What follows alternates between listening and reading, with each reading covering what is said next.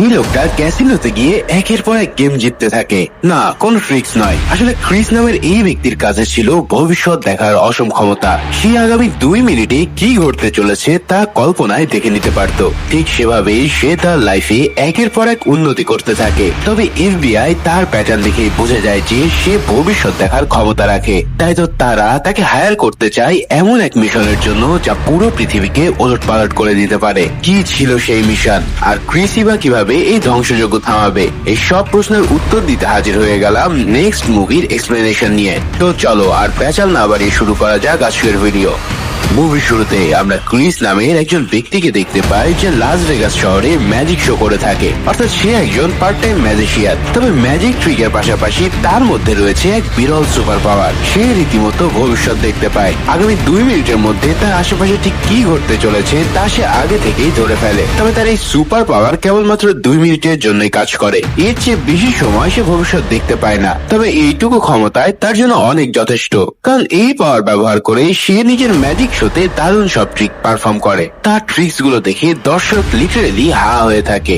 এমনই একটা ম্যাজিক শোতে আমরা দুজন ব্যক্তিকে ক্রিসের উপরে নজর রাখতে দেখি, কিন্তু এরা কারা এবং ঠিক কি কারণে তার উপর নজর রাখছে তা আমরা একটু পরে জানতে পারবো। এদিকে ক্রিস ম্যাজিক থেকে মোটামুটি আয় করলেও তার খুব একটা চলে না, তাই সে প্রতি রাতে লাস ভেগাসের ক্যাসিনোতে যায় গ্যাম্বলিং করতে। বুঝতেই পারছো তার মধ্যে যে সুপার পাওয়ার রয়েছে তাতে এই খেলা তার জন্য ডাল ভাত। প্রতিটা গেমে কখন কি হতে চলেছে তা সে আগে থেকে দেখতে পায়, তাই চাইলেই সে কিন্তু লাখ লাখ ডলার জিতে নিতে পারে। কিন্তু এরপরেও সে প্রতিদিন নির্দিষ্ট একটা অ্যামাউন্ট জেতার পর গেম শেষ করে। এছাড়াও সে কখনো বিশাল অঙ্কের বাজিও ধরে না, কারণ যদি সে বারবার বড় অ্যামাউন্ট জিতে যায় তাহলে ক্যাসিনো অথরিটি তার উপরে সন্দেহ করে বসবে।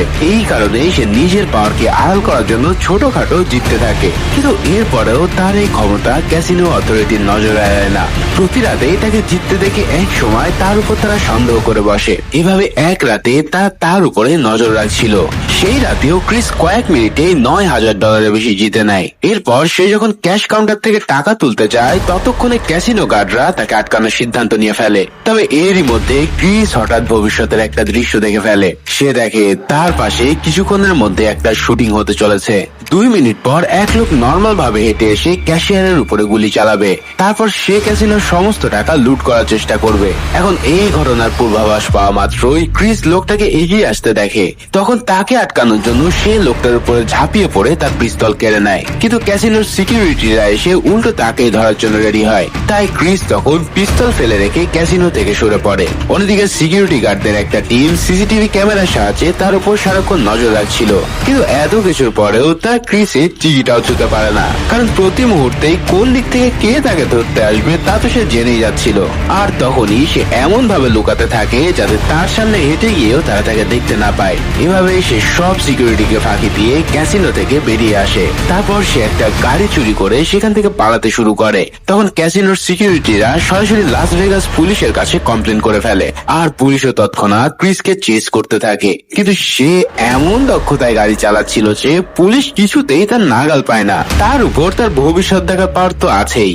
এভাবে একটা রেল লাইনের কাছে এসে ক্রিস আর একটা ভিশন দেখতে পায়। সে দেখে যে স্পিডে সে গাড়ি চালাচ্ছে তাতে একটা ট্রেন এসে তাকে পিষে দিয়ে যাবে। তাই সে গাড়ির গতি আরো বেশি বাড়িয়ে দেয়, যার ফলে ট্রেনের মাত্র কয়েক ইঞ্চি সামনে দিয়ে সেই গাড়ি নিয়ে বেরিয়ে যায়। অন্যদিকে পুলিশ তাদের সামনে ট্রেন দেখে থামতে বাধ্য হয়। এভাবে ক্রিস পুলিশকে ফাঁকি দিতে সক্ষম হয়। তারপর সে চলে যায় তার বন্ধু আরভের কাছে।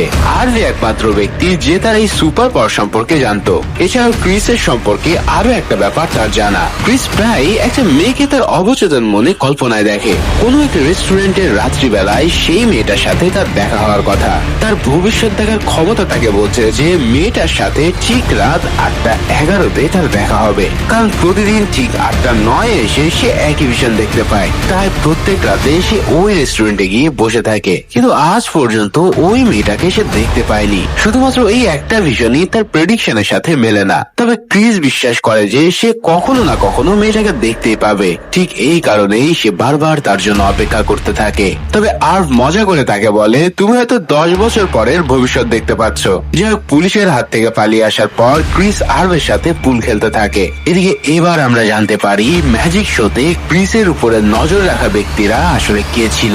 এরা হলো এফবিআই এজেন্ট ফেরিস এবং তার কলিগ ক্যাভানফ। মূলত ক্যাসিনো ফ্রড হিসেবে সন্দেহের তালিকায় থাকায় তার উপরে তারা নজর রাখছিল। তবে ফেরিস হঠাৎ তার চালচলনে এক আশ্চর্য প্যাটার্ন আবিষ্কার করে। সে বুঝতে পারে যে ক্রিস কোনোভাবে ভবিষ্যতের ঘটনাগুলো আগে থেকে জেনে যায়। তারপর থেকেই সে ক্রিসের প্রতিটা মুভমেন্ট ট্র্যাক করতে থাকে। ক্যাসিনোর ঘটনার পর ফেরিসের সন্দেহ পুরোপুরি বদলে যায়। সিসিটিভি ফুটেজ দেখতে গিয়ে সে কনফার্ম হয় যে ক্রিস আসলে প্রায় 2 মিনিট অব্দি ভবিষ্যৎ দেখতে পায়। তাই সে ক্যাভানকে নিয়ে ক্যাসিনোর সিকিউরিটি হেড রয় ভ্যালকে ডেকে আনে।